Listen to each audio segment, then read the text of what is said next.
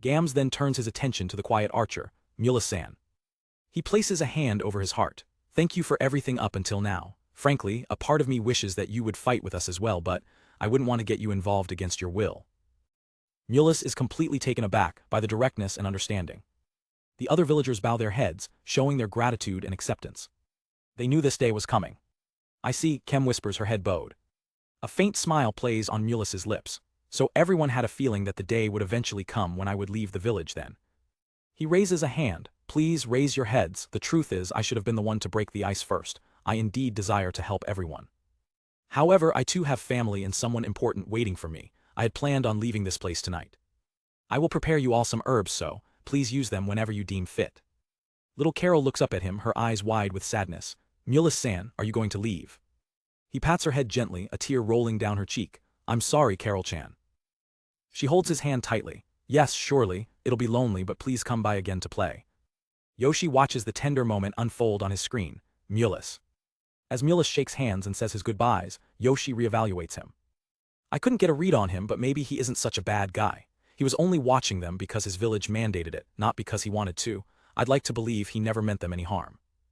As the emotional farewell concludes, Yoshi stretches, satisfied with the village's progress. But a glance at the clock sends him into a panic. Shit, it's almost time for work. He grabs his jacket and rushes out the door. I'll be back. In the quiet of the night, a supermarket stands closed to the public. But inside, the work is far from over. Yoshi and his cleaning crew move through the aisles, a well-oiled machine restoring order. Yoshi is on wet vac duty. He muses, this thing is light when it's empty, but as it fills with grime and water it gets heavier and heavier. The whole team is in sync. His boss handles the heavy-duty floor polisher. His coworker, Misaki-san, scrapes away any stubborn residue. And Yoshi follows right behind, sucking up all the dirty liquid. Finally, Yamamoto-san mops and waxes, leaving the floor with a perfect gleam. After a long stretch of work, the manager finally calls it. Right then, 10-minute break. Yoshi makes his way to the vending machines to grab a drink. With a loud clunk, a can of milk tea drops into the slot. As he picks it up, his coworker Yamamoto approaches him with a friendly grin. Oh, Yashio likes milk tea, huh? Yoshi's mind races, trying to find the right thing to say. He's talking to me, I need to give a normal reply. The pressure of a simple conversation makes him anxious. He fumbles his words, blurting out, ordinary tea sounds great too, huh? And immediately regrets his awkwardness. But Yamamoto just laughs it off. Dude, we're the same age, you can just talk to me casually. Despite the invitation, Yoshi remains formal. No, you are my senior after all. Yamamoto tells him not to force it, and Yoshi awkwardly promises to try his best to be casual. Suddenly, Yamamoto checks his phone. Shit, sorry for chatting you up, I forgot about the free gacha I gotta do today. As they take their break, Yoshi observes his coworker, realizing this man is actually quite the gamer. Yamamoto turns to him, phone in hand. Yashio, don't you play any smartphone games? Yoshi shakes his head. I don't have a smartphone, I was a shut-in so it was never necessary. Yamamoto doesn't even blink at the confession. I see. Well, if you've got a PC you can use anytime, that's way better anyway, wouldn't you say? Yoshi is quietly surprised by his accepting attitude. Even after finding out I was a shut-in NEET, he treats me exactly the same, Yoshi thinks, as Yamamoto complains about getting only rare drops in his game. He then learns that Yamamoto himself had a shut-in period, and his openness about it causes Yoshi's respect for him to jump immensely. Feeling more at ease, Yoshi asks, have there been any interesting games lately? Yamamoto's face lights up. Oh, I thought you'd never ask. I'm seriously addicted to this one game right now, the graphics are insane. Just as he's about to say the name, I'm pretty sure it was Destruct, their manager cuts him off. Break time's over, work. Yoshi sighs, I missed the name. Oh well, I don't have time for anything besides Village of Fate right now anyway. The night shift continues under the streetlights. As they finish up, the manager makes plans for the future. Great work, Yashio-kun, you're free for the end of November, right? We'll need you for the year-end cleanup rush. Yoshi smiles politely. Thanks, you all did a great job too, I hope we can work together again. From the passenger seat of the van, Yamamoto gives him a friendly wave goodbye. Yoshi waves back as the van disappears down the dark road. The moment he's home, he's back in his world, sitting before the glow of his monitor. He logs into Village of Fate, his eyes scanning the screen for any changes. He checks on Mulus's cave, and sees that the mysterious hunter has already departed. However, Mulus left behind a gift, several vials of different medicinal concoctions neatly arranged on the table. Beside them are detailed notes, carefully explaining the effects and dosages for each one. A faint, genuine smile appears on Yoshi's face. He wasn't a bad guy after all, he thinks, watching Mulus's character disappear into the moonlit woods. He feels a sense of hope. Somehow I get the feeling he'll be back. No, that's what I want to happen. The in-game date clicks over to November 29th, the day before the evil god's temptation. Atop the watchtower, Gams stands guard, his expression grim. A heavy, anxious silence falls over the village. Gams's gaze is sharp, scanning the horizon for the first sign of danger. The other villagers try to go about their day, but the tension is unbearable. Rhodes and Layla quietly look after young Carol. Elsewhere, Layla kneels with her holy book, deep in desperate prayer for their survival. Watching from his screen, Yoshi can feel their despair. This atmosphere is bad. Can I do something to ease their worries? He contemplates sending a divine message. Maybe something like, God shall lend you his strength should anything happen. But just as he's about to act, Layla's eyes shoot open in shock. A divine light pours from her book as she exclaims, "Everyone, please gather around, we have been bestowed a prophecy." As the villagers rush to her side, Yoshi begins typing, feeding them the words of hope they so desperately need. "My devout villagers, forget not my protection. Should you ever encounter true danger, I shall lend you my hand." He leans back, satisfied with his phrasing. This should give them courage without making them complacent, he thinks, and it perfectly sets the stage for the golem's arrival. Yoshi's message is a masterstroke. Not only does it boost morale, but it also lays the groundwork for his secret weapon. He thinks, plus, with these lines, even when the golem appears, they'll easily figure out that it is an ally. And the effect is immediate. Layla rallies the villagers, her voice filled with newfound hope. "Everyone, we have the god of fate's divine protection." Gams grins, his fear replaced by determination. "Yeah, let's just stop being all gloomy." The wave of relief washes over the entire village. Kem, Rhodes, and the others are fired up, their spirits completely lifted by the divine message. Watching from his monitor, Yoshi lets out a quiet, satisfied sigh. He leans back in his chair, a smirk on his face. "Ooh, okay Tilda, that settles one problem," he thinks. "The truth is, I wanted to test drive Summon Golem for once, but..." He glances at his 700 fate points. "I'm still unclear about how the golem is controlled or what the conditions are, so I should only activate when it's truly a do-or-die situation." With the villagers' morale secured, Yoshi figures his work is done for the moment. And this means, there's nothing else for me to do today. He considers his options. Should I take a nap to prepare for a late night? But I'm not sleepy yet. That's it, let's have some lunch. He heads to the kitchen and throws some meat into a sizzling pan. As he cooks, he muses, "I'll grill some mysterious meat and have some mysterious fruit for dessert." Sitting down to eat, he's genuinely happy. This is truly delicious, isn't it? Plus, ever since we started eating the things we've been given, my family's condition has improved a lot too. But his peaceful meal is interrupted by the ringing of his phone. He answers it. "Yes, hello." A familiar voice replies, "Oh, well, if it isn't Yashio-kun." Yoshi's heart sinks, immediately worried he's in trouble. "Boss, did I do something?"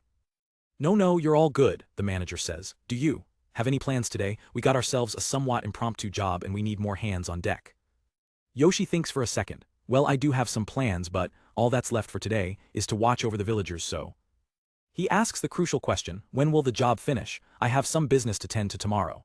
The manager assures him it'll be over by 9 p.m. at the latest, and Yoshi agrees. His boss is ecstatic. "Oh, you're a lifesaver, that damned Yama suddenly took the day off today. I'll pick you up, so I'll be counting on you, I owe you one big time." After hanging up, Yoshi wonders, what happened to Yamamoto-san? He pictures his coworker out with friends. He seems like a perfectly normal guy, so maybe he suddenly went to chill with his friends or something. Finishing his meal, he rationalizes the decision. It's good to build up favors with his coworkers. Thanks for the meal.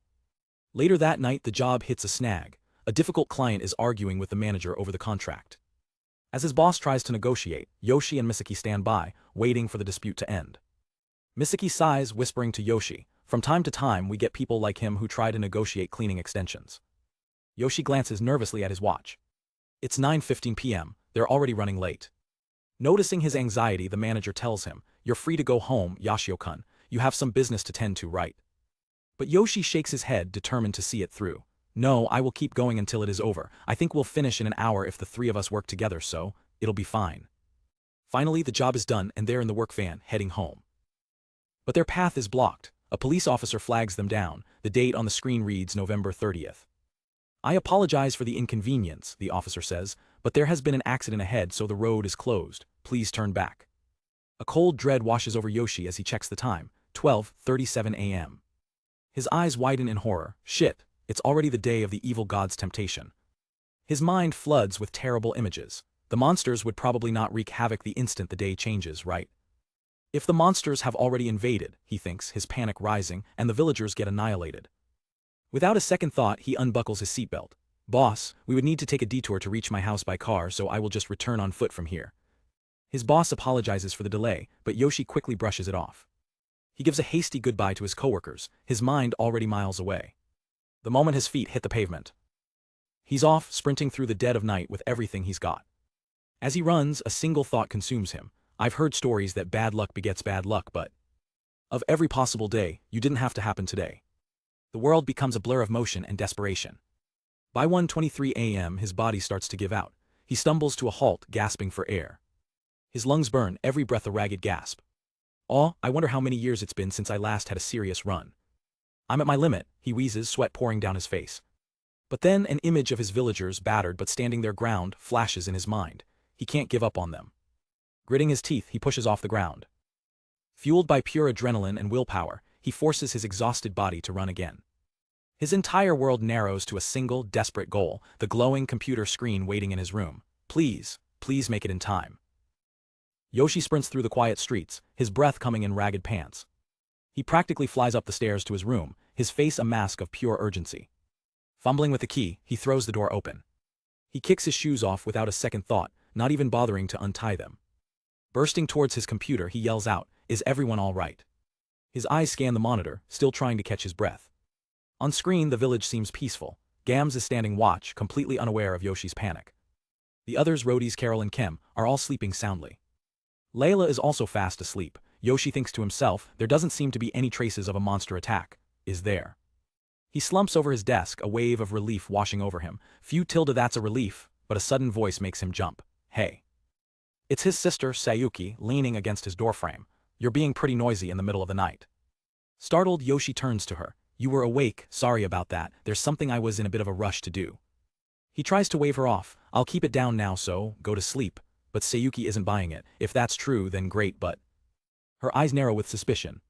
She takes a step closer, sniffing the air. You reek of sweat, plus your work uniform's dirty. Why don't you take a shower? You'll catch a cold looking like that. Yoshi's eyes dart to the side as he stammers. Yeah, I'll take one in a bit, so... Sayuki immediately sees through it. Lies. She points a finger at him, completely calling him out. Ever since back then, whenever you'd lie, you'd glance to the left. Yoshi flinches, cornered. He remembers how, even as kids, his little sister could always read him like a book. Sayuki crosses her arms, getting straight to the point. You've constantly left your PC on lately and have just been playing that game, huh? What's going on? Is there a game event or something?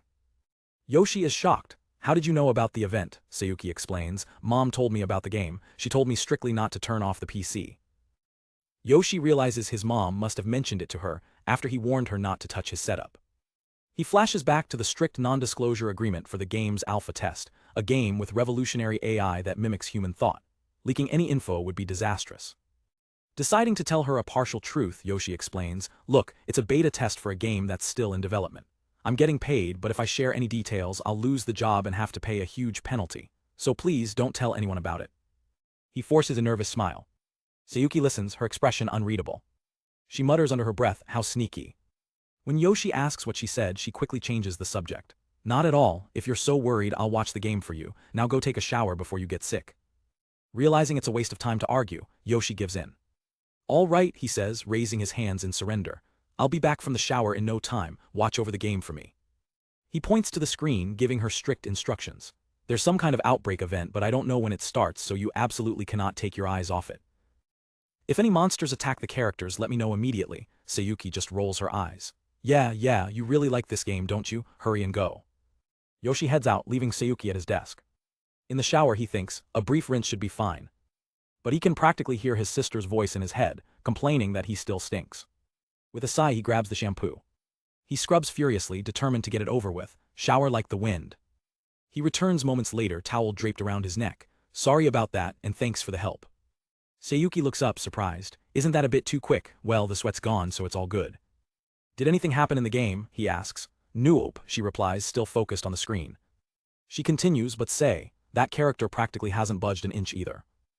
She gestures to Gams on the watchtower. Aren't the visuals in this game insane? Yoshi sweats, trying to figure out what to say. He turns his back to her, stretching casually. That's because the game's state of the art. I hear they invested an insane amount into its production. But Sayuki sees right through his body language. Hey, you're hiding something, aren't you? You're always guilty about something when you talk with your back towards someone. Yoshi can't believe it. She really knows me well. Defeated, he turns around and confesses. I do have something I'm hiding, but that doesn't mean it's anything bad, that's the truth. Sayuki's tone softens. Is it something you can't tell me, or even our family? Yoshi looks at her earnestly. For now, yeah. Sayuki looks down, disappointed but understanding. She gets up from his chair as Yoshi quietly agrees. As she heads for the door, she says, Big brother, in that case I'm going to sleep then. The door clicks shut, leaving Yoshi alone with his thoughts. He sits down, a small smile on his face. How many years has it been since we talked this much? I guess I'm happy things are back to how they were. Shaking off the nostalgia, he gets back to business. And now, it's time for the village. His eyes focus intently on the screen. He uses the mouse to pan around the village perimeter. I've surveyed the area, but I haven't found any sign of monsters. Leaning back, he sighs, maybe I didn't need to rush home after all. Well, I'm glad nothing happened. A glance at the clock reminds him the night is still young. There are 22 hours left, time to give it my all. Hours pass and dawn breaks over the city. Yoshi's desk is now a graveyard of empty snacks and energy drinks. He lets out a massive, bone-tired yawn. Back when I was a NEET, I could pull all-nighters no problem, he thinks, but after a day of hard work, this really hurts. He stares at the unchanging screen. So they didn't attack during the night after all, huh? The thought of his bed is tempting. Should I take a little nap? No. If something happens while I'm asleep, all this effort will be for nothing. He stands up to stretch. I'll take a quick break. I'm pretty sure there was canned coffee in the fridge. He shuffles out of his room, mumbling, good morning. In the kitchen, his parents are already having breakfast. Oh my, you're up early, his mother says, even though you got back so late. Yoshi quickly spins a lie. Well, I have some end-of-month business. I have to coordinate with the villagers online, make some preparations. His father looks up from his newspaper, impressed. Is that so? You're working hard, aren't you? Yoshi just gives a weak smile and grabs his coffee. Yeah, well. Back at his desk, the endless waiting is starting to get to him. It's great that nothing's happening, but it makes you wonder about the game, doesn't it? There's been no change at all. The clock on the wall seems to mock him as time drags on. He starts to question the game's mechanics. Isn't it a bit much to have them on lookout all day long? He decides to check in on his villagers. Inside the game, Rhodys walks up to the watchtower. Gams-kun, it's time to change shifts. Gams nods. Yeah, counting on you. Yoshi watches as they swap places, so Gams and Rhodys are taking turns on lookout. He pans his view to the center of the village. I wonder how the girls are doing. Carol sits at a table, looking bored out of her mind. Can it be tomorrow already? Nearby, Layla sweeps the ground, though her thoughts are clearly on Yoshi. I wonder if that man's overdoing it. Meanwhile, Kem kneels before a crude statue, deep in prayer. God, I pray we can all welcome the morning sun together tomorrow. I beg of you, lend us your support. She closes her eyes, her face etched with worry. Everyone's so nervous. Watching them, Yoshi feels conflicted. Part of him wants the day to end peacefully, but another, more excited part of him wants the monsters to finally show up. The hours continue to crawl by. Finally, the exhaustion becomes too much. Yoshi's head starts to droop. He's just about to fall asleep at his desk. When he jolts awake, slapping his cheeks. Yikes, yikes, maybe I should get more coffee. But he stops mid-thought, his eyes catching a flicker of movement on the screen. Something is moving in the forest at the edge of the village. Just now, something was. In the game, Gam spots it too, his hand shooting up to shield his eyes as he stares into the woods. His eye widens in shock. He leaps to his feet, his body tense and ready for a fight. At the same time, a piercing alarm blares from Yoshi's speakers. Yoshi's face lights up with a mix of terror and exhilaration. It's here. A massive notification flashes across the screen, confirming his fears. Evil God's temptation begin. Inside the game, the first line of defense is Gams, patrolling the newly constructed perimeter. His expression is grim and focused, his senses on high alert. Peering through a small hole in the fence, his eyes lock onto movement in the forest. Through the peephole, he sees them, glowing eyes cutting through the darkness. A pack of 5 massive, dark-furred wolves emerges from the trees. Gams thinks to himself, so these guys are the first wave, huh? And 5 of them at once. Watching from his monitor, Yoshi recalls Layla tending to a wounded Gams, a reminder of the real danger. He thinks, I believe some have poisonous fangs. The wolves reach the outer fence, a barrier of sharpened stakes. Yoshi continues his thought, however, I doubt they'll be able to get in that easily. One wolf foolishly rams into the stakes and is instantly impaled. The others hesitate. Will they just give up and retreat? Yoshi wonders. But the pack doesn't back down. They're assessing the obstacle. The first wolf's life ends gruesomely on the sharpened wood. Another wolf digs its claws into the earth, building momentum. It breaks into a full sprint. Yoshi realizes their strategy, so they're going to do a running leap over it then. The beast launches itself into the air. It soars towards the fence line, aiming to clear the first wall of spikes. But Yoshi's defenses were layered. The wolf is brutally impaled midair by a second, taller row of stakes placed just inside the fence. As the creature's body slides down the spike, Gam stands ready, his resolve unshaken. The second wolf falls lifelessly to the ground. The remaining wolves watch, their packmate's demise fueling their rage. Yoshi pumps his fist, ecstatic. Hell yeah, that's when to start. The remaining 4 wolves snarl, their fangs dripping. A sense of dread hits Yoshi. Wait, they're not thinking of charging him all at once, are they? They are. The entire pack explodes into a coordinated charge. 4 demonic beasts rush Gams at once. Gams plants his feet, bracing for the onslaught. The wolves close the distance in an instant. They leap, aiming to overwhelm him with sheer numbers. Gam's eyes narrow, tracking their every move. With a powerful grunt, he swings his massive sword in a wide, defensive arc. But 2 of the wolves are agile enough to leap over his attack. Yoshi screams at his screen, "Watch out, Gams." 2 of them got in. An enemy is now inside the walls, its eyes glowing with malice. Gams reacts instantly, twisting his body and raising his sword high. He brings the blade down with devastating force, cleaving the first intruder in 2. The other wolf that breached the wall sprints deeper into the village compound. Gams yanks his sword free, his eyes already locked on the next target. Now it's a one-on-one duel inside the village. Gams focuses as the final wolf prepares to lunge. The beast opens its jaws, going for the kill. It lunges forward with a ferocious roar. But Gams is faster, sidestepping the attack with ease. He counters with a clean, powerful slice, ending the fight. As the last wolf falls, Yoshi cheers from his room. "You're amazing as always, Gams." Panting and bloodied, Gams looks in the direction of the village. He thinks, he's stronger than I expected, isn't he? I knew he was strong, but... Suddenly, Kim and Carol burst out from a nearby building. Wow, Big Brother Gams is so cool," Carol shouts, while Kim proudly adds, "I'd expect no less from my personal big brother." Gams, still in combat mode, immediately warns them. "There might be more monsters, stay back, you two." Rhodys appears on the walkway above, having scanned the area. "I do not detect any sign of monsters. I think we will be all right." Layla rushes out, grabbing Kim. "Hey, don't lean forward too much, don't be rash." Seeing everyone gathered, Gams lets out a tired chuckle. "Haha, in the end everyone showed up, huh?" He turns to the 2 young girls who idolize him. "Well, I guess I'll have you 2 help out then." They immediately light up with excitement, both vying for the job. "Carol will help you with anything. Big brother, allow me." Gams points a thumb towards the gruesome scene. "I just needed a hand, actually. Could you help me toss those monster corpses past the fence?" Their faces are alight with pure, innocent eagerness, which instantly vanishes, replaced by sheer horror and disgust. Rhodys smiles, stepping in to spare them. "The 2 of you are getting too excited. I will handle this with Gams Kun." Layla gathers the girls for a different task. "In that case, shall we do what we can then, ladies? Come help me over here." "Okay," they reply, relieved. As Gams and Rhodys begin the grim task of clearing the bodies, Yoshi watches the display of teamwork. A confident smile spreads across his face. So they thwarted the first wave. This means they might not even need the golem to win. In the quiet of the evening, the city settles down for the night. The clock ticks past 5:30 p.m. But for Yoshi, the night is just getting started. It's been over 4 hours since the Evil God's Temptation event began.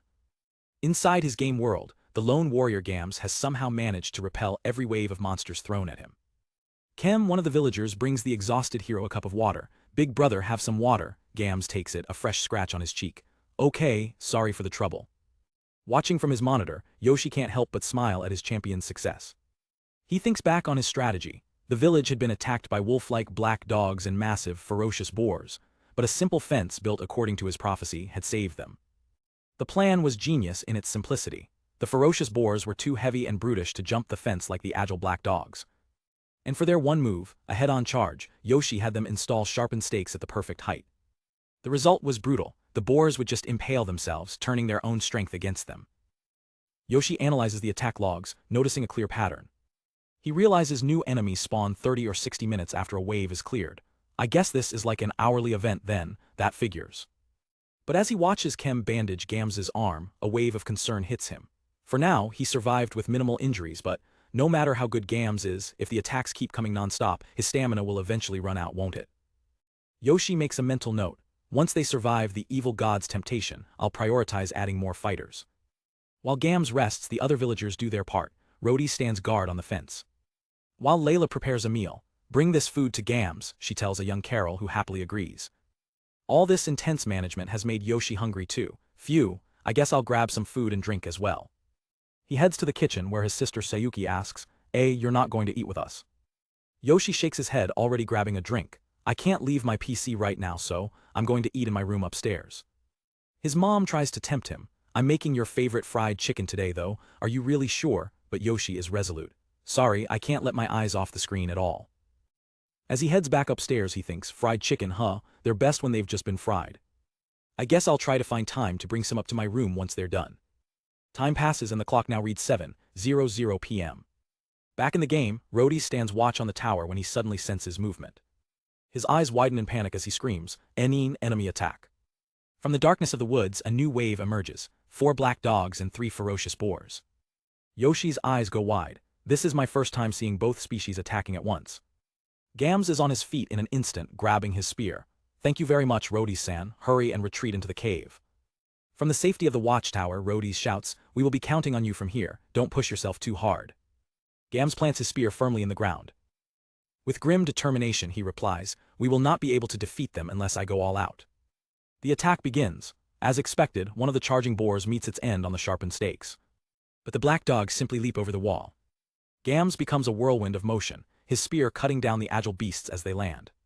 His focus is absolute. He masterfully dispatches the dogs that breach their defenses. But just as he finishes, he hears a terrifying sound behind him. The remaining ferocious boars have smashed right through the wooden fence. Yoshi slams his desk in frustration. Fuck, so they have finally broken through. He panics, wondering if he should summon his powerful golem. Wait, but there's still 5 hours left until the day ends, what should I do? Inside the breached walls, Gams is forced to drop his spear, now facing 2 enraged boars. He's surrounded, outnumbered, and his primary weapon is gone. But Gams is far from helpless. He uses the spear's shaft like a vaulting pole, launching himself into the air. He twists midair, dodging their tusks and landing between them. Drawing his sword, he prepares for close-quarters combat. When one boar charges, Gams doesn't even use his blade. He meets it with a devastating bare-knuckle punch to the face. The blow sends the massive beast reeling. With one boar stunned, Gams turns his attention to the other. The final boar charges forward with a furious roar. It's a terrifying sight, a mountain of muscle and tusk. Gams stands his ground, weapon ready. With perfect timing, he sidesteps the charge and thrusts his broken spear shaft deep into the monster's side. The beast collapses, defeated. Gams stands victorious over them both. Yoshi pumps his fist, ecstatic. All right, Gams won flawlessly, that was so cool even men would swoon for him. Gams wipes the sweat from his brow, panting. He thinks of the girls he's protecting. His first thought isn't rest but duty. I must hurry and repair the fence. But before he can move, the other villagers rush out. Rhodey grabs a hammer. Let's make it quick, Gams, you take a break. Layla chimes in, everyone would die if you were to collapse, after all. Hey Carol, give Big Brother a big fat hug so he doesn't move. Carol happily obliges, tackling Gams in a hug. Two tilde take a rest tilde. Rhodey immediately takes command of the repairs. Kemsan, could you bring me the string and nails? She eagerly agrees. He then turns to Layla. Layla, could you help me out over here? Yeah, just tell me what you need, she replies. Yoshi watches the display of teamwork with a proud smile. Yep, Rhodey is a good, reliable man as well. Under the light of the full moon, Gams finally gets a moment's rest while Kem prays nearby. The entire village works tirelessly to patch the broken wall. Back in his room, Yoshi keeps a close eye on the game clock. Judging from the time, the next attack should come soon. But then, something appears on his screen that makes his blood run cold. His hand freezes on the mouse. Wah! From the tree line emerges not a wave but an army, a massive horde of monsters led by a hulking, axe-wielding goblin.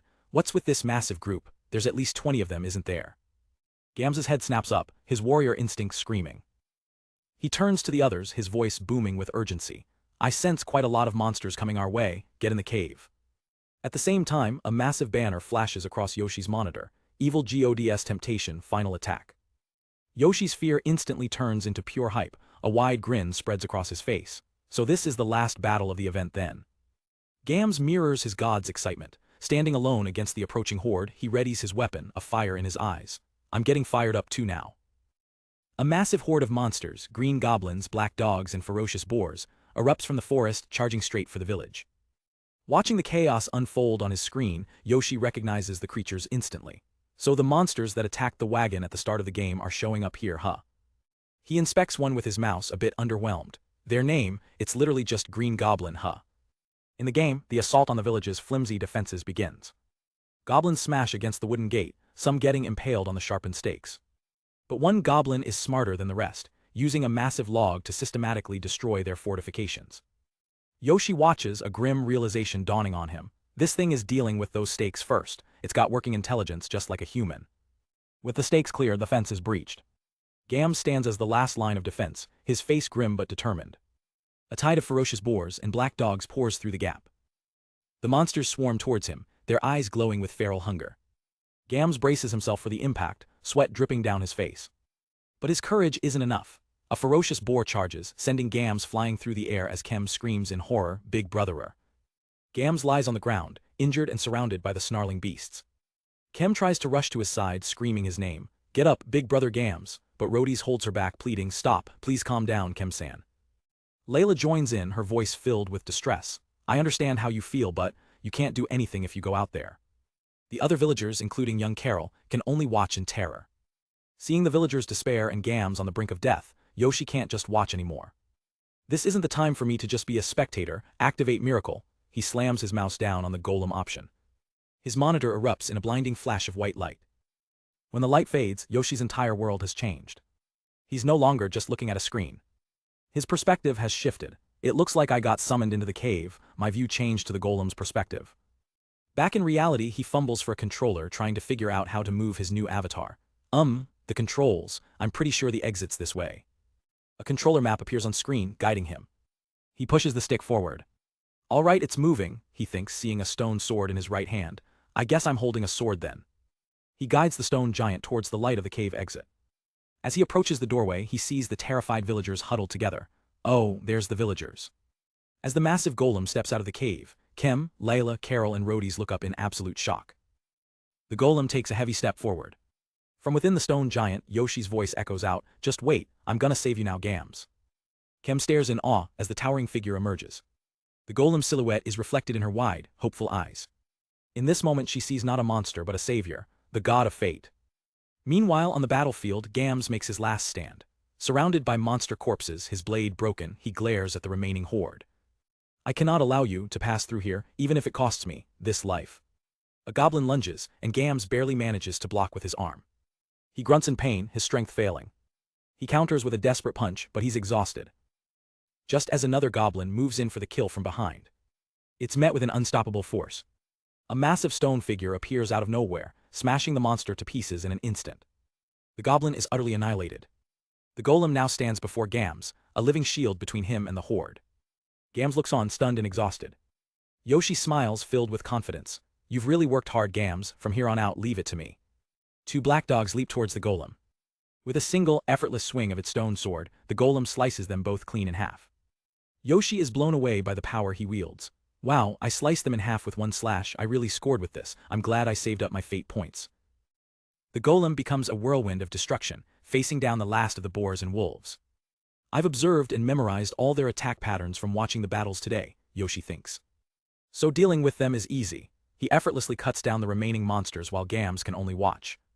Now getting the hang of it, Yoshi has a thought. "I'm used to the controls, but it'd be easier in third person where I can see my own character." He quickly finds the perspective change option on his screen. So you can change your perspective then. With a click, the camera pulls back, switching to a third-person view, revealing the golem in all its glory. The stone warrior lunges forward, a figure of immense power and divine wrath. But as Yoshi gets a good look at his character model, his excitement turns to confusion. He zooms in on the golem's face. It's identical to the stone statue from the cave. What's this?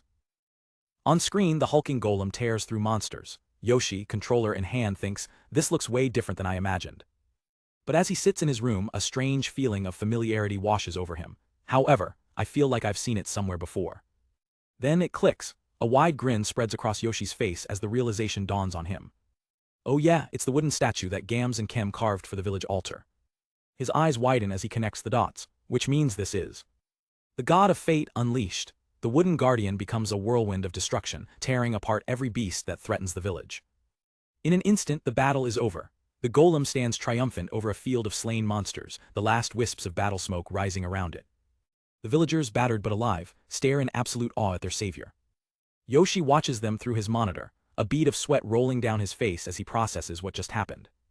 A massive alert flashes across his screen. The event is over. No more enemy attacks for the day. He throws his hands up in victory, leaning back in his chair with a triumphant roar. Allo Reite. In the game world, the villagers shower their new god with praise. Gams, wounded but grateful, thanks the golem, while Kem looks on with starry-eyed admiration. The other villagers celebrate their miraculous rescue. Little Carol cheers about the statue moving, as Rhodey thanks the god of fate for keeping his family safe. Watching them from his screen, Yoshi can't help but feel a little embarrassed by all the praise. I know it's just how the game is designed, but still. He leans forward, ready to make his move. Alright, as their god, I should probably respond to them. But when he tries to move the golem, nothing happens, it's completely frozen. Huh, it won't move, don't tell me it's broken. Suddenly, a notification sound pings from his computer. 2 alerts pop up explaining everything. Operating the golem consumes fate points every second, and once they're gone, it becomes immobilized. Worse, it can only be activated once per day. Yoshi's face drains of color as he does the mental math. It burned through a few dozen thousand yen in such a short time. He slumps over his desk, defeated. I thought I could be their golem protector from now on, but this game is a bigger cash grab than any mobile gacha I've ever seen. But then his screen shows Rhodey's family, safe and smiling. He sees Kem tending to Gam's wounds, the immediate danger having passed. A small determined smile forms on Yoshi's face. He throws his hands up again, this time with renewed purpose. Well, I did manage to protect the village, so ban fucking Zai, that's right, be happier, me. With his spirits lifted, he has an idea. I should let them know there won't be any more attacks today. His fingers fly across the keyboard. Back in the village, Kem's holy book suddenly begins to glow with a divine light. As the villagers celebrate around the now inactive golem, Kem reads the new prophecy aloud. The villagers carefully carry their stone savior back towards the altar. They gently place the statue back in its shrine, a new reverence in their eyes. Gathered before it, they hear the words of their god, everyone, you have done well, rest peacefully. They bow their heads in prayer, truly believing they've been saved. Back in his room, Yoshi decides to do a little recon. I suppose I should at least inspect the area. He pans the in-game camera away from the village and towards the dark forest. The ground is littered with the corpses of the defeated monsters. Even in a game, these bodies don't just disappear, he muses. Whoever has to clean this up is gonna have a bad time. As he scans the carnage, something catches his eye, an arrow, lodged in the hide of a ferocious boar. His camera zooms out, revealing a lone archer perched silently in the trees. A small smile plays on Yoshi's lips. So you were helping out, weren't you? Under the light of the full moon, he recognizes the hidden guardian, Mulus. The knight remains silent, holding its secrets. Outside Yoshi's workplace, his break takes an unexpected turn. His blonde coworker approaches, bowing deeply. I'm so sorry about what happened late last month, you seriously saved me, really. Standing by the vending machines, the coworker explains, something suddenly came up, you see. But Yoshi just waves it off, that's all right. Yoshi clarifies, I also had business on the very last day of the month, so it wouldn't have been possible anyway. Relieved, his coworker insists, then great, want to drink something, let me treat you at the very least. Yoshi accepts, in that case could I get some hot milk tea then? With a drink in hand, Yoshi's curiosity gets the better of him. By the way, what was that something of yours that suddenly came up? His coworker gets a shifty look in his eye. Tilde about that, could you keep it a secret from the boss? Yoshi agrees without a second thought, assuming the obvious. Sure, I had no intention of telling anyone anyway, he thinks to himself, it was probably a date. But the truth is far from what he expected. If you're a gamer like me, you'd understand, right? The coworker grins, there was a limited-time game event. Yoshi is completely blindsided. What an unexpected response. Trying to relate, Yoshi says, well, to be honest, I get it. Was it some rare event? His coworker lights up. Oh, so you do get it then, I was afraid that you'd get pissed at me. He explains that a game he's addicted to had a sudden event at the end of the month, and he'd been grinding for days in preparation. Yoshi's heart skips a beat, an event at the end of the month, his mind immediately jumps to his own secret. It can't be Village of Fate. He cautiously asks, that game of yours, does it involve town building or role-playing? But his coworker scoffs, nah, I'm not into that sort of thing, I purely devote myself to PvP games. Yoshi breathes an internal sigh of relief. Based on what he's saying, it has nothing to do with Village of Fate, then. He adds aloud, I see, even though I kill to protect the village, my enemies are monsters. I've tried those kinds of games a few times before, Yoshi admits, but I'm bad at them. His coworker looks a bit dejected. I see, I would have recommended some if you were into them, but I guess it's pointless, huh? Yoshi takes a sip of his tea, thinking it's nice to just chill and talk about games during a break. Later that night, Yoshi returns home. He immediately logs into his game, checking on his villagers. Oh, it seems they're done cleaning up the monster corpses and are progressing nicely with repairing the fence too. He pulls up the conversation logs and sees Rhodey's telling the injured but relentless Gams, Gams-kun, please take a break. Rhodey's insists, no matter how much you've recovered with Kemsan's magic, you were seriously injured. But Gams refuses to stop. I can't do that, I'm in charge of the hard labor after all, I'll be fine. His sister Kem rushes to his side, pleading, Big brother, you absolutely must not push yourself, okay? Gams just reassures her, I know, don't worry. Suddenly little Carol runs up, offering her services. Big bro, let me know if you're tired, okay? I'll give you a massage. Kem gets territorial. Carol-chan, could you stop getting in the way? Right now Big brother and I are talking. Carol fires back, Big bro would enjoy talking to Carol more, right? She puts Gams on the spot, that can't possibly be true, right Big brother? Thankfully Layla steps in to de-escalate. You shouldn't get in Gams's way, come help me out over here you two. As the girls retreat, Yoshi watches from his screen with a fond smile. These villagers are truly hard workers, aren't they? And their hard work pays off for him. After being drained by the golem summon, his fate points are back up to 97, all thanks to the villagers' gratitude. He sees they're also preparing to send him monster meat as a tribute. This sparks an idea for his own dinner. Well then, shall we have meat for dinner? I have to clear out the fridge anyway.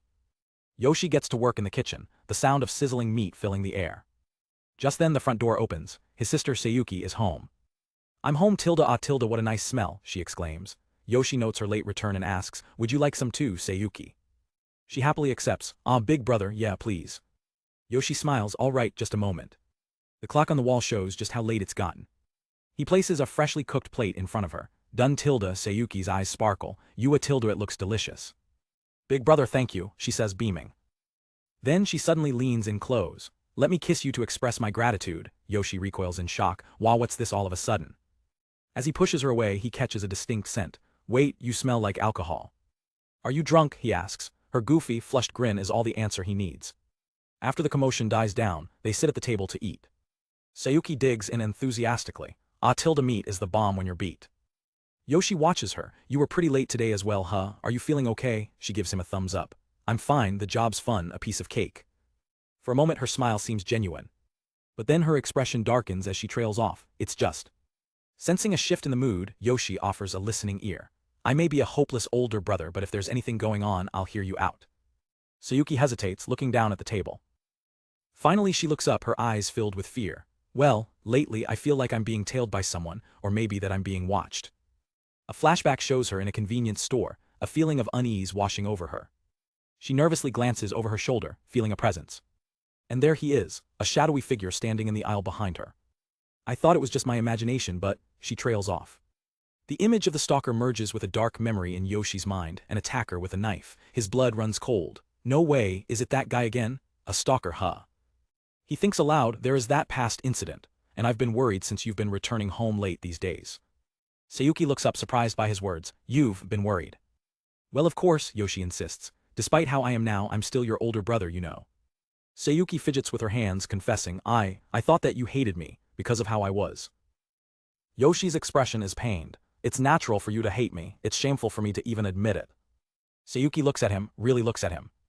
A small, genuine smile forms on her lips. Big brother, you're returning back to the way you were before, aren't you? You're a tiny bit more decent. And cooler now, she finishes. She blushes slightly, a little embarrassed by her own heartfelt compliment. Yoshi, flustered, changes the subject. So you're happy, right? Oh yeah. Whenever you're returning late, contact me, I'll come pick you up. They both take out their phones. So I can ask you for help when I'm in trouble, Sayuki asks. Of course, Yoshi replies, but I won't be able to help while I'm busy cleaning late at night. She saves his number under Big Brother and simply says thanks. Then her expression turns serious, but don't be reckless like you were before, okay? The memory of that day hangs heavy in the air. Right, Yoshi agrees. As Sayuki smiles down at her phone, Yoshi's face hardens. He knows she's just putting on a brave face. She's absolutely terrified on the inside. His resolve solidifies. I must do something. A flash of the past, the glint of a blade, the searing pain fuels his determination. He clenches his fist, making a silent vow. This time for sure I will protect her. In the work van, Yoshi's boss breaks the evening silence. We finished up with work today earlier than usual, didn't we? Yoshi, lost in thought, replies with a simple, yeah tilde. He then turns to his boss. Boss, I have to drop by the convenience store on my way back, so I'll be getting off here. The boss smiles. Oh, is that so? Yoshi hops out of the van, waving goodbye. See ya, great work today tilde. He stands on the pavement as the van drives off into the night. Walking along the street, the city lights blur around him. His mind is clearly elsewhere, not even noticing the shady figures in the alleyways. He finally arrives at the convenience store, the automatic doors sliding open. Inside, while grabbing some items, his thoughts drift to a more pressing matter. It disturbs me to think that Sayuki's stalker might be close by. He frowns, worried. Sayuki must be stressed out about this as well, huh? His mind flashes back to the aftermath of the last incident. After the incident, I was hospitalized. Luckily, there weren't any irregularities with my body, but I remember Sayuki crying nonstop, he recalls, the image of her clinging to him still vivid. He remembers the culprit being led away by officials. It seems the culprit was sent off to reform school for the assault. And the so-called apologies that followed. Sayuki and I have received apology letters several times, but they all contained stereotypical sentences with no real substance to them. Back in the present, he pays for his items, his thoughts continuing. As for what happened to the culprit after his release from reform school, I've never heard a word about it, nor did I want to know. And yet, why, at this point in time, is this happening once again? Leaving the store, Yoshi walks under the tangle of power lines that crisscross the night sky. He heads down a quiet, dark residential street, his groceries in hand. Suddenly he stops. Up ahead, a shadowy figure is collapsed on the ground. As he gets closer, he sees a woman with glasses struggling to get up, a crutch by her side. "Geez," she mutters in frustration. He notices her leg is in a cast. She's reaching for a set of keys that have fallen just out of her grasp. A flicker of recognition hits him. He knows that face. Seika, he thinks to himself. Without a second thought, he rushes forward. "I'll pick that up for you." She looks up startled. "Thank you very much." As he hands her the keys with a gentle smile, she finally recognizes him. "Yoshi," he replies, "Long time no see, huh?" A flood of memories washes over Yoshi. Seika's my childhood friend who lived next door to me. We've been together since we were born, and that's persisted from elementary school to university. But their paths diverged sharply after that. But since then, Seika got a job at the company she dreamed of while I became a NEET. Even after I became a recluse, she would still email me and visit my house during the first few years, but I was too ashamed of my situation at the time, so I never tried to respond to Seika's kindness. The weight of that shame still lingers. But Seika just smiles, seemingly happy to see him. Yoshi can't help but feel the distance between them. It's our first time seeing each other for real again, in 10 years. They stand in front of her gate, an awkward silence stretching between them. Yoshi breaks the tension, gesturing to her injury. "That leg, is it all right?" Seika explains, Yes, I wasn't paying attention when taking the stairs and missed a step, and it seems I got quite the awful sprain. My coworker drove me back home too just now," she adds. Yoshi manages a small smile. "I see. Well, be careful then, there's a surprisingly clumsy side to you after all." He teases her, jogging an old memory. "When we were kids, you once tried to climb a tree like me and got hurt by falling, remember?" Seika blushes furiously, yelling, "Geez, remind me of something that happened so long ago." She lets out a small laugh, composing herself. Her eyes land on his work clothes. "Yoshi, that outfit," she says, curious. I've been working a stint at a cleaning company for almost a month now from a referral by Dad," he explains, a little self-consciously. He expects judgment, but her expression is kind. "Although it's at this point in life, that's not a problem at all," she exclaims with genuine warmth. Looking him straight in the eye, she says earnestly, "I will always support you." Her words hit him right in the chest. He's so moved he can barely manage a quiet, "Thanks." Seika suddenly seems flustered by the emotional moment. It's cold out here, isn't it?" she says quickly. "Sorry for the long talk, hurry on inside." She turns to leave but pauses at her door with a smile. "Not at all, I'm glad we could talk again after so long." Yoshi waves, feeling a bit lighter. "Yeah, and I hope your injury gets better soon." With a final thanks, "Well, see you, Yoshi," she disappears inside. The gate clicks shut, leaving Yoshi alone on the street. He turns and starts walking home. At first, he's feeling pretty good. Considering how it was our first time in 10 years, we were talking quite smoothly, weren't we? A smile spreads across his face. Seika hasn't changed at all. He walks with a newfound spring in his step. But then reality crashes down and he stops dead in his tracks. Wait, that couldn't be possible. The smile vanishes, replaced by doubt. She was only speaking on my level. He pictures her life, a successful career woman out with colleagues, respected at work. It's been 10 years since she went into the world. She's experienced both the good and the bad, a fine adult woman. Compared to me, who just started working recently, she has far more experience in life. The gap between them feels like an impossible chasm, and I can no longer bridge the difference in that gap. His brief moment of happiness is gone. Just then a voice cuts through his thoughts. "Yoshi." He turns, shocked to see Seika has come back out. "What's up?" She looks nervous, fidgeting as she tries to find her words. Say. A new sweets cafe opened up in front of the station. And the customers are all young people, making it hard for me to go alone or how should I say it? She takes a breath and blurts it out. "So yeah, once my leg heals, if you're up to it, Yoshi, I'd like you to go with me to that sweets cafe." She looks at him expectantly. "What do you think?" Yoshi's heart leaps, he can't hide his excitement. Yeah, sure, I like sweet things too, after all. Seika beams, relieved. Really? Thanks, I'll send you an email later so. Yoshi eagerly replies, yeah, I'll be looking forward to it. She gives a final wave and goes back inside. Yoshi stands there, his mind racing as he replays the invitation. A single electrifying thought pops into his head, a sweets cafe with the two of us. Is this a date?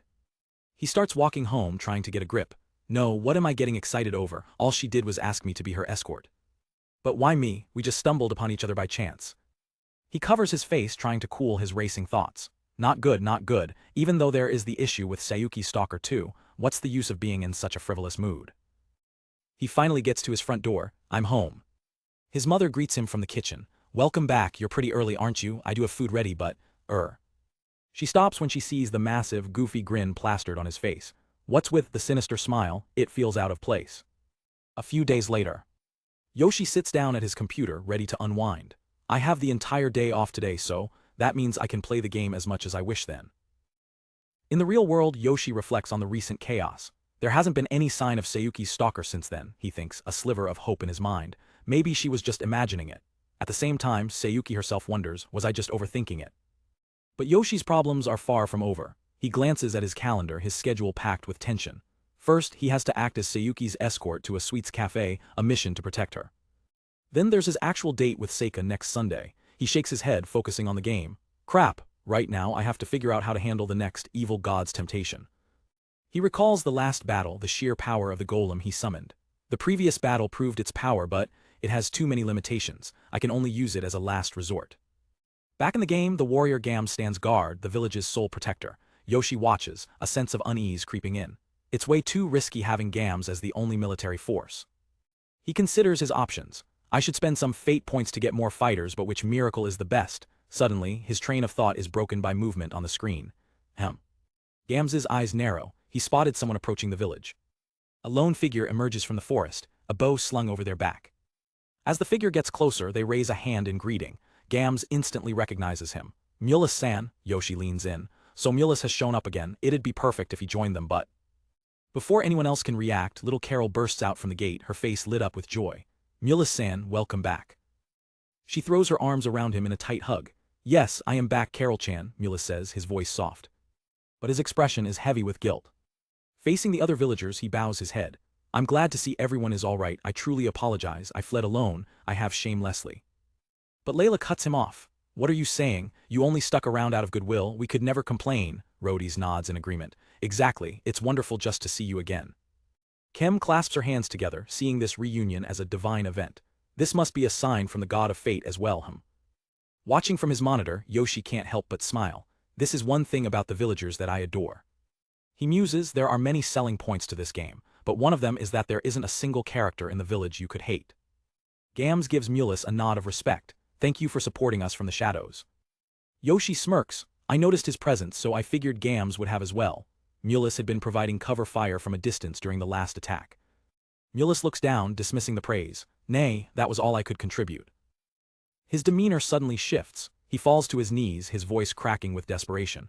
I know I'm in no place to ask this, but I need everyone's help. He struggles to get the words out. I must sincerely apologize. Kem rushes to his side. Please raise your head, Mulus-sama, you've helped us so much. If there's anything we can do, just ask.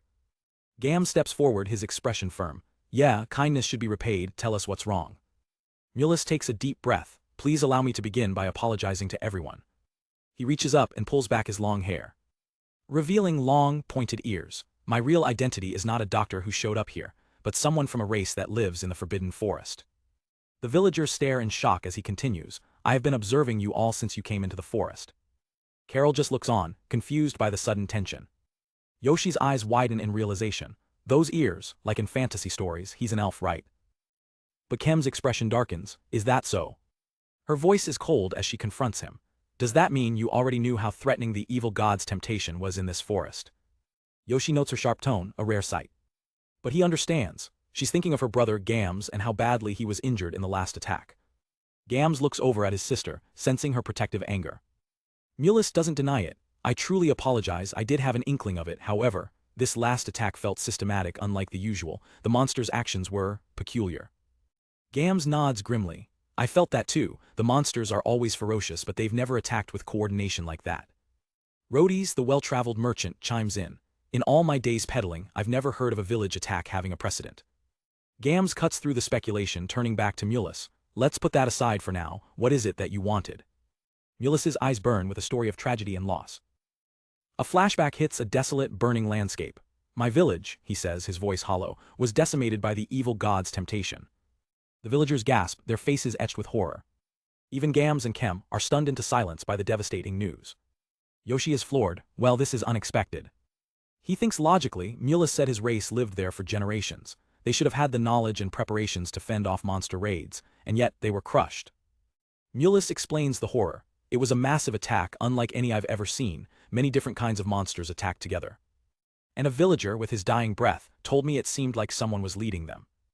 Gams asks the practical question. Are there any survivors? If there are, you should bring them here.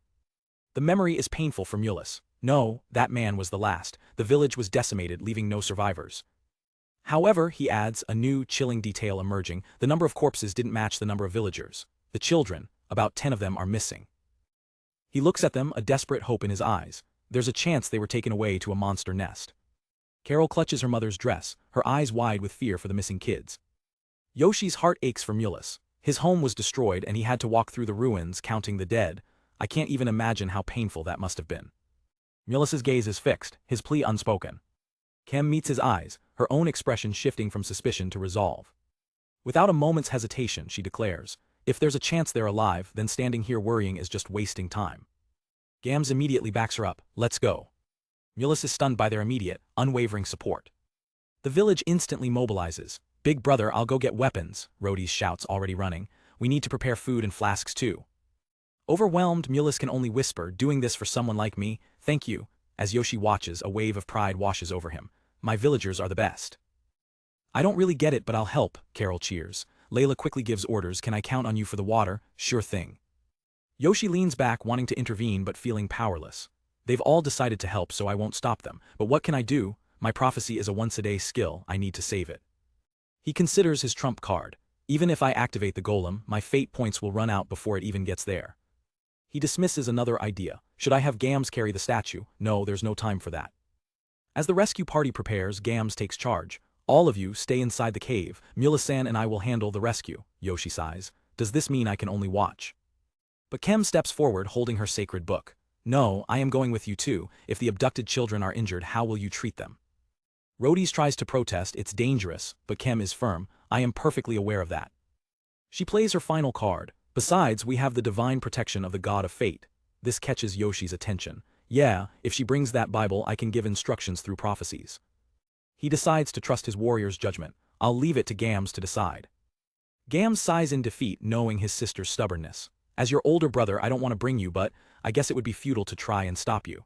Kem gives a triumphant little smile. Just as they're about to leave, Carol runs up. Big brother Gams. She presses a small, carved piece of wood into his hand. Think of this as Carol and keep it with you like a charm. Gams smiles warmly, examining the charm. This is the best one you've ever made. I'll take good care of it. With their final goodbyes, Kem turns to the others. Well then, we will be back. Please be careful, everyone. Rhodys, Layla, and Carol wave them off from the gate, shouting promises to keep the village safe and have a warm meal waiting. Gams and Mulus exchange a determined glance, their resolve hardened. And with that, the three heroes, Gams, Kem, and Mulus, run out of the village gates and into the dangerous forest, their rescue mission officially underway.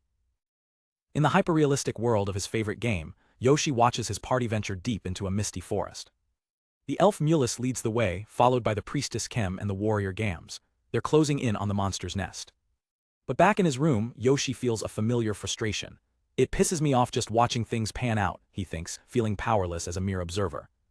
The path is brutal. The terrain is so steep that Gams and Mulus have to help Kem navigate the treacherous decline. The journey is clearly taking its toll on the young priestess. Finally, they reach a small stream, a brief respite from the harsh wilderness. The group stops, knowing they need to conserve their energy for the fight ahead. Let's take a rest here, Gams suggests, and no one objects.